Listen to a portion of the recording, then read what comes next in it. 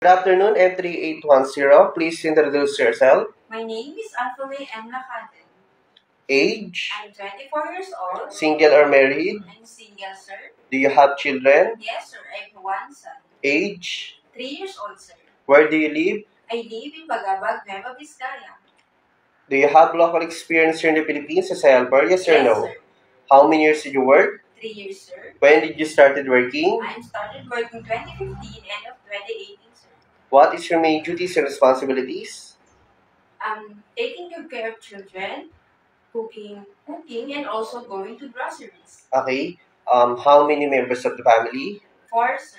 Age of our members? 28 to 32 and 2 years old to 3 years old. What are you gonna do if the child is crying? I'm going to sing her lullaby. Can you sing it, please? La la la la la la la. How can you put the child to sleep?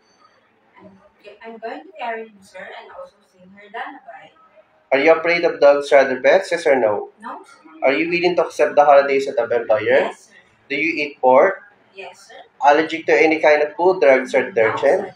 Are you willing to cut your hair short? Yes, sir. Are you willing to share job with other helpers? Do you have tattoo in any No, part of your body? What is your message to your future employer?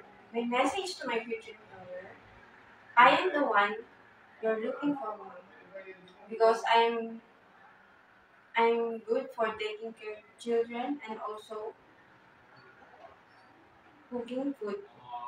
Okay, is that all? Yes, sir. Thank you, M3810.